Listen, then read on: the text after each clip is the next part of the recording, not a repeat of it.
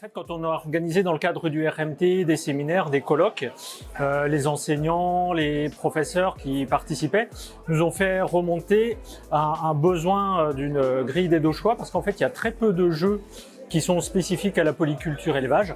Il y a beaucoup qui traitent des systèmes de culture, des systèmes d'élevage, et donc quand on veut accompagner des agriculteurs pour leur faire prendre conscience des interactions entre culture et élevage, il faut souvent mobiliser des jeux différents, et d'où ce besoin d'une grille pour aider à choisir quels jeux sont les plus intéressants à combiner.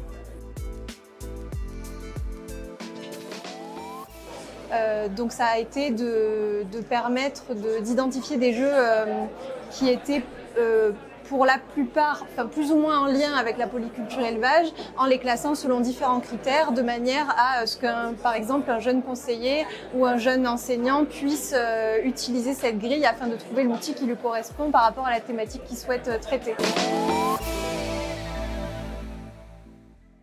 Donc pour cette grille, on a eu l'aide d'une stagiaire en 2022, donc Marion Levrault, alors en césure à AgroParisTech.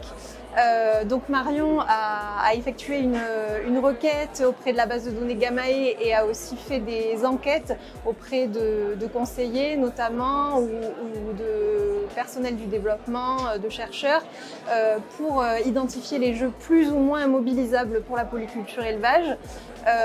De ça, elle a identifié un certain nombre de jeux sérieux et d'outils en rapport avec cette thématique. Et ensuite, elle a agrégé tous ces jeux et outils dans cette grille qui se présente sous un fichier Excel qui détaille les jeux en fait selon pas mal de critères. Donc ça peut être l'accessibilité, le prix, est-ce qu'il existe une aide en ligne, l'objectif global du jeu.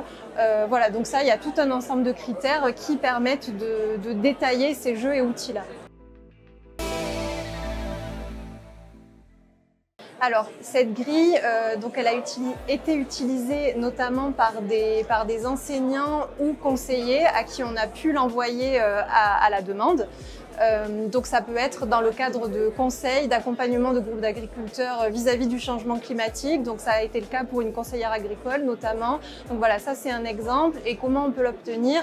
Alors elle n'est pas accessible en ligne sur le site du RMT Spicy, mais par contre c'est possible de l'obtenir en écrivant à un des membres de l'axe C du RMT, donc soit Pierre Michler, Institut de l'élevage, soit Samuel Brûlé de l'EPL de Fontaine, soit moi au GIE Élevage Occitanie.